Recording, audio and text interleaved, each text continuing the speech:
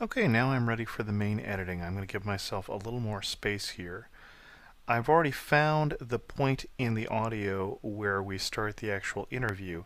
What I'm going to do a lot of here is selecting both tracks and then cutting them, and in this case, for instance, I'm going to get rid of the whole beginning, and I'm going to scroll this down to a very small size and drag this over to the beginning, and basically this is how it's going to work. I'm going to find places in the audio where there are ums and ahs, where there are places where we say or we repeat something, and I'm going to edit it out because it doesn't really add anything to the show. In a typical 30-minute show, I typically edit out about 5 minutes worth of content. Things just like the thing I said there. It's the sort of thing, the tics that you have when you talk that really don't provide any additional content. So I'll basically edit those out just like I'm taking out the beginning here. This interview rather started as a 44-minute interview, but that included talking at the beginning, talking at the end, and it also included us losing the Skype connection in the middle. So here's my beginning now.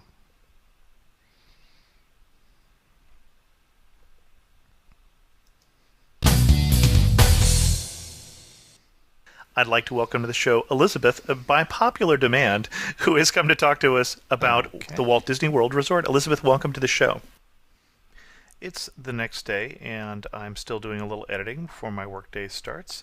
And this is the kind of reason why I edit. Here's the kind of thing that's fairly typical to happen. My guest was trying to remember Over their at answer Epcot, I enjoy. and just blanked. Now, this doesn't add any value to the Hold, please. actual interview. It's not a problem. We'll edit this out. I wrote this down. So we talk You're going to have the answers right on the Okay. tip of your tongue when we're done here.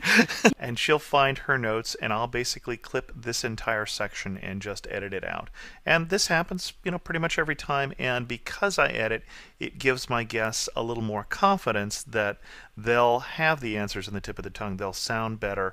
And for my audience, they don't have to listen to this. And this just doesn't add any value. Okay, now my guest says her goes from one point to next just very smoothly, unlike what I just did I there. adore the Hall of Presidents. At Epcot, I really enjoy Soarin'. Okay, but here's a problem. I didn't know my guest was about to talk because we were still looking for her notes, and so I was taking a sip from my tea. Did you hear it? Really enjoy. But because I have myself on a different track, I can go up here and I can just delete it. And one of the things I'm going to do is anytime I'm not actually talking, I'm just going to delete myself from this track. And the reason for that is sometimes I breathe very loudly. I've been known to do my Darth Vader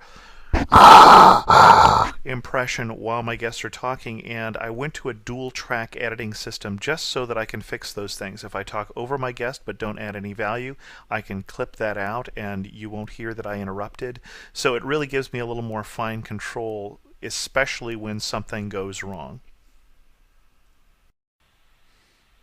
Okay, it's a couple days later and about 3 hours of editing later, and I've edited down just the main interview so far. You can see where in my line I have taken out the places where I'm not talking, as I said I was going to.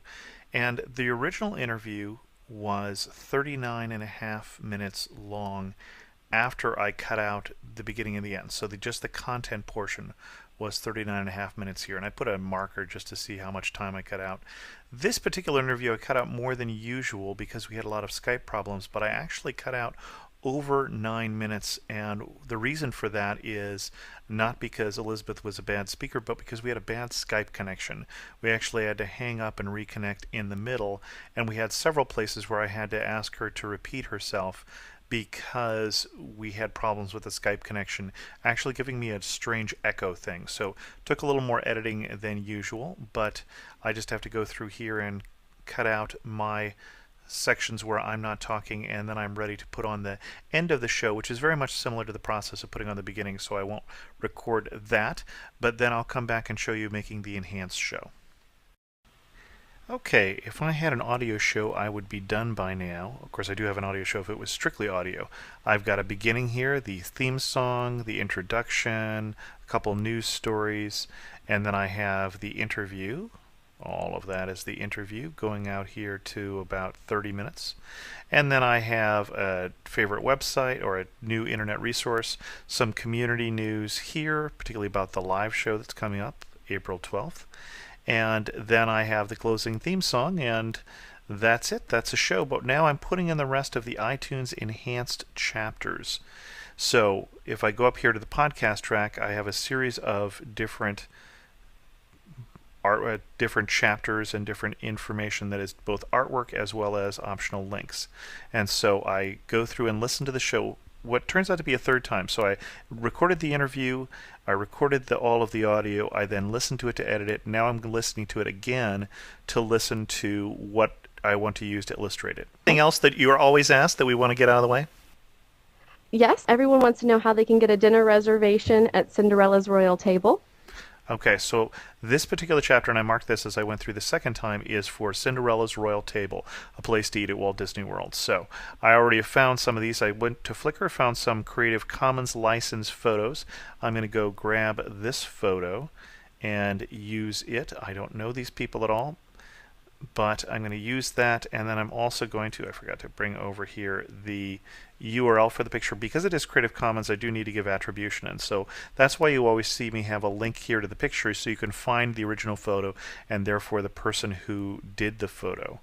And then about halfway through this, I actually want to have a link for Cinderella's Royal Table with where you can find that. So I went and found here on the Walt Disney site Cinderella's Royal Table with information about how you can sign up for that. And so I'll copy and both the name of the link, which will be Cinderella's Royal Table, as well as the link itself. And now that chapter's done, and I just have a lot of chapters left to go, and this will take me usually at least an hour. And that's it. All the chapters are in. See all the pictures up there. And there is a parental advisory that this is a clean podcast. I have a description of the guest, and I'm ready at this point to send the podcast to iTunes.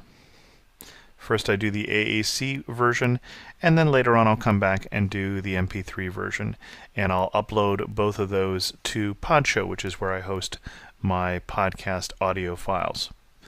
That's it. That's how the Amateur Traveler is made. For more information about the Amateur Traveler, check out amateurtraveler.com for both the audio show and the video show.